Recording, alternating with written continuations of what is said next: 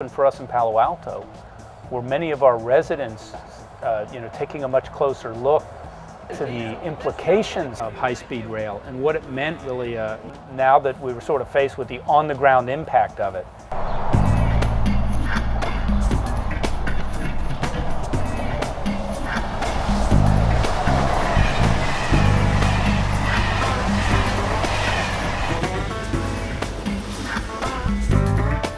I think these communities all up and down the line are finding that they do have a voice. The City of Menlo Park's played a key role in trying to help make this, in fact, this forum happen today, because we recognize the need to do it on a regional basis, not just think about just what does Menlo Park need, but what is good for Palo Alto, Atherton, and the other cities, of course, in the community as well. After spending a fair amount of time analyzing an above-ground option and trying to see, the best possible image for how an above-ground option might be, although this doesn't show the telephone poles with the wires on it, we pretty much settled that underground would be preferred. 15 feet is a lot easier than 30 feet. Well, what they're doing is related to how this high-speed rail will affect their immediate, sometimes their backyards, but the immediate neighborhood and the immediate environment. What the problem with berms is it takes a very long time. You have to build a track around it to maintain service. If you think of some of the symbols that accompany high-speed rail, and if it's designed poorly, what it does is it creates a wall. This is retail. That's the old Alma. Whereas the whole intention of high-speed rail is to be a bridge between communities. Interconnectivity. And so the question is, how do we actually physically design the right bridge? Is it an underground bridge? Right now, the riparian area is about this big, so it expands it about 5 or 6 times. Some of the ideas that I saw in the drawings were ideas that I'd never had. Community gardens in various places, the idea of bringing Quarry Road through to the train station and through to Alma rather than someplace else, I thought was great.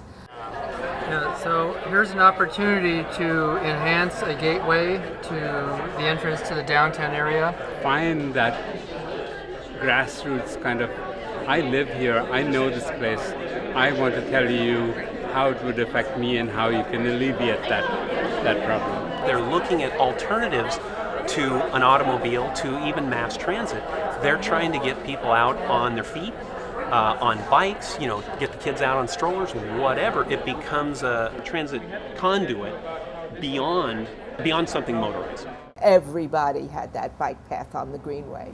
It wasn't just me. It seems to be universally wanted. If you have a trench or if you put a tunnel, then you're going to increase the safety because there will be no traffic crossing the right-of-way. They come up with stuff. There's a guy over there at the table. I was an engineer, just a mechanical engineer, but he's come up with this system for doing a cut and cover, which nobody else presented.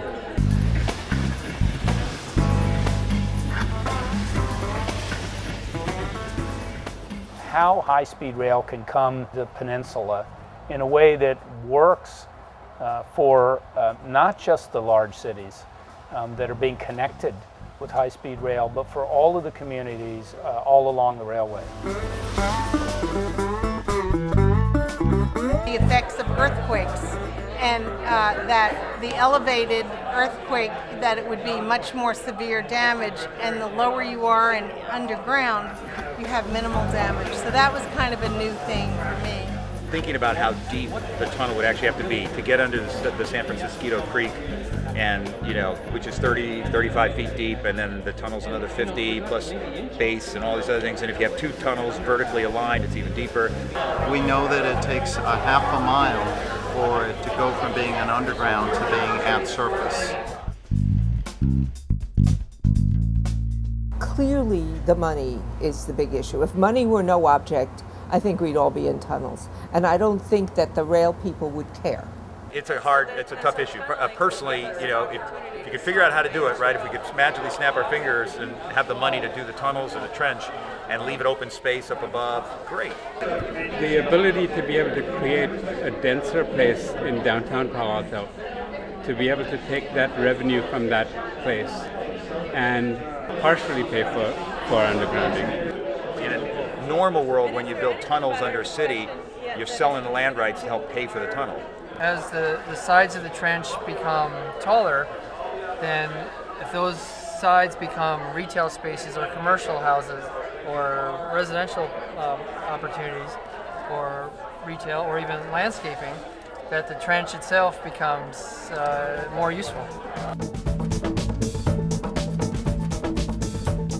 To be successful on the high-speed question in our community and the communities up and down the peninsula, we have to build even stronger bridges between each of our cities and the decision makers and the residents of those cities, because everyone's going to be affected by high-speed rail.